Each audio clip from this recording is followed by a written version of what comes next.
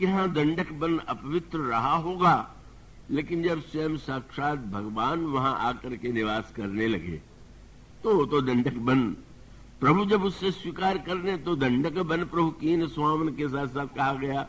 अगस्त जी से प्रभु ने पूछा कहाँ रहे, तो उन्होंने कहा कि दंडक वन पुनीत प्रभु करहु, उग्र शाप मुनिवर करहु। और उसका अभिप्राय कि हमारा मन यदि अपवित्र है, दोषग्रस्त है, तो भगवान के द्वारा ही अपवित्रता दूर होती है। भगवान शंकर को ऐसा लगा कि जब भगवान ने स्वयं उस भूमि को धन्य बना दिया तो इस कैलाश की ऊंचाई की अपेक्षा दंडक वन ही अधिक दर्शनीय। और दंडक वन जब कथा सुनने के लिए वे चले, ऊपर से नीचे उतरे, तो सती जी ने भी स्वाभाविक रूप से अनुरोध किया कि आपके साथ मैं भी कथा श्रवण के लिए चलूंगी। भगवान शंकर और सती जाते हैं। दंडकारण्य में भगवान राम का दर्शन न करके उन्होंने भगवान की कथा सुनने का निर्णय किया। और तब महर्षि अगस्त कुंभज के स्थान पर गए, अगस्त जी के स्थान पर गए और वहां पर कुंभज ऋषि से भगवान शंकर को देख करके, सती जी को देख करके बड़े आनंदित हुए। आज स्वयं शिव पधारे, आदिशक्ति शक्ति रूपा सती पधारी। उन्होंने स्वागत किया, पूजन किया और उसके पश्चात जब वे कथा सुनाने लगे तो शंकर जी तो उतर आए। शंकर जी तो कभी अभिमान युक्त तो ही नहीं, पर दंडक वन में पहुंच करके भी सती अभिमान के शिखर से अपने को ऊपर नहीं उतार पाई। अभिमान का शिखर माने उन्होंने कथा नहीं सुनी। क्यों नहीं सुना? यह अंतःकरण में अभिमान कि मैं पतिव्रता हूं, और पतिव्रता का तो एक ही धर्म है, केवल अपने पति से प्रेम करना। ताय बचन मन पतिपद प्रेमा। मुझे क्या आवश्यकता है कि मैं राम कथा सुनूं? मेरे लिए क्यों अपेक्षित है कि मैं कथा श्रवण करूं? मानो धर्म का, पातिव्रत का यह अभिमान जो उन्हें कथा से वंचित कर देता है। और इसका अर्थ है कि आप शरीर से कहां बैठे हुए हैं, महत्व तो इसका नहीं है। अगर आप शरीर से बैठे हो कथा में और किसी प्रकार का अभिमान लेकर के, योग्यता का, बुद्धिमत्ता का या अन्य किसी प्रकार का अभिमान लेकर के बैठेंगे तो आप नहीं सुनेंगे।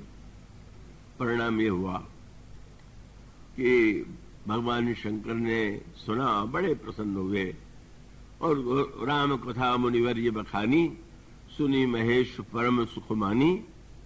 फिर मानो वहां पर धर्म की व्याख्या को लेकर के बड़ा विलक्षण तत्व है।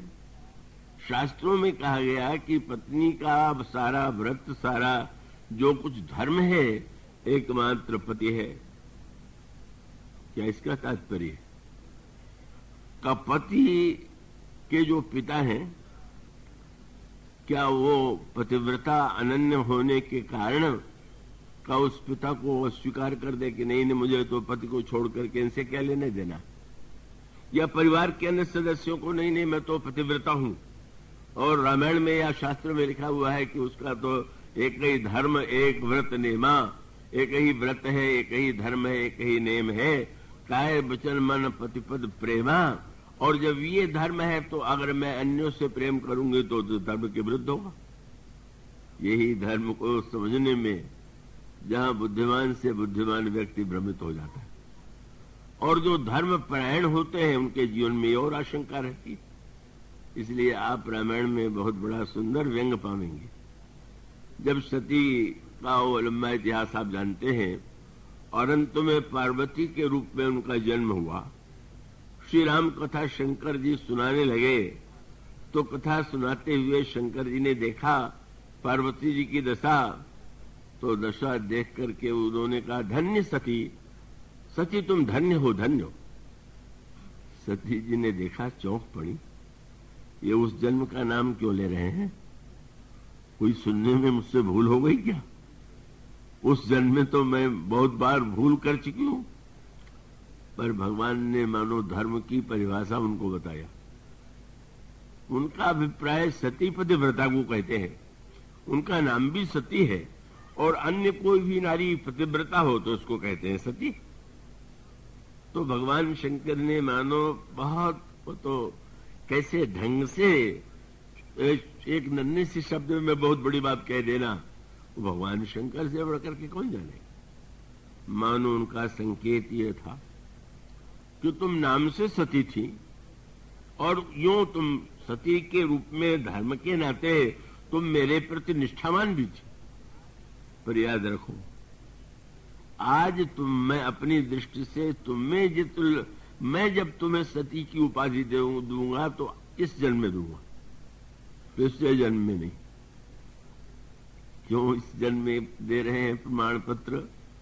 बोले धन्य सती पावन मति तोरी, तुम सती क्यों हो? अब देखेंगे यहां कितनी गहरी बात हो गई।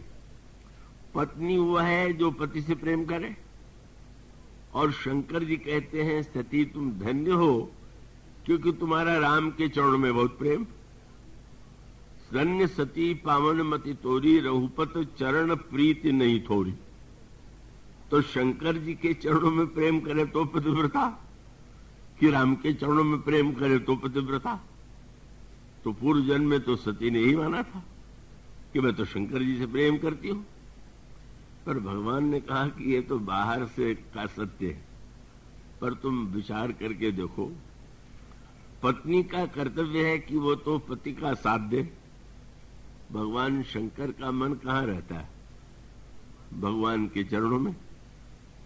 तो मानो तात्पर्य था कि पूर्व जन्म में और इस जन्म में अंतर यह है कि पूर्व जन्म में मेरा मन तो प्रभु के चरणों में था, और मेरे साथ तुम रहना चाहती तो वहीं पर तुम भी आती, लेकिन तुम प्रभु के चरणों को छोड़ करके अगर धर्माभिमान में डूब गई तो लोग कहेंगे सती हो।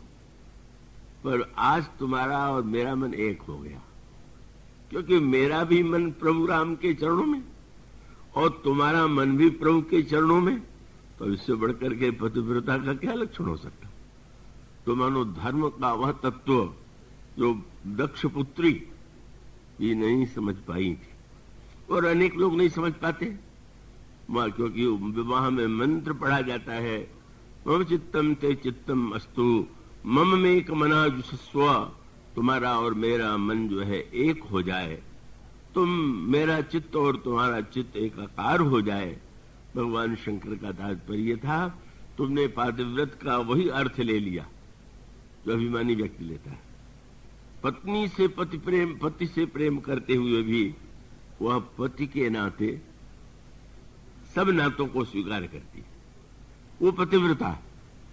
इसीलिए गोस्वामी जी ने वह बात कही कि लक्ष्मण जी ने जब भगवान राम ने से कह दिया कि मैं तो गुरु पिता माता किसी को नहीं जानता, गुरु पिता माता ने जानो का हो, तो जब सुमित्रा अम्बा से मिलन हुआ तो मां ने कहा कि लक्ष्मण, मैंने सुना है कि तुमने सारे नातों को अस्वीकार कर दिया, पर नाते तो स्वीकार करना चाहिए। तो फिर वो तो बाधक होगा। अगर संसार का नाता मैं मान लूं तो फिर तो मैं प्रभु के साथ नहीं रह सकता। तो उन्होंने सूत्र दिया, क्या बोले, संसार का व्यक्ति जो नाता मानता है वो शरीर के नाते मानता है, और जो भक्त है ऐसा नहीं कि वो नाता नहीं मानता, पर नाता किस आधार पर मानता है? पूजनीय प्रिय परम जहाते मानिए सबहि राम के नाते। जिससे राम का नाता है वो प्रिय है, वो हमारे लिए पूज्य है, हमारे लिए कल्याणकारी है। यह जो सूत्र सुमित्रा अम्मा ने दिया वही वस्तुतः जब धर्म और भक्ति को एकाकार करके व्यक्ति विचार करता है तभी धर्म के सही, जैसा कि संकेत आपके सामने दिया गया था, धर्म तो शरीर है और भक्ति प्राण है। मानो यहीं पर दक्ष पुत्री धर्माभिमान को के कारण सतीत्व के अभिमान से कथा से वंचित रह गई।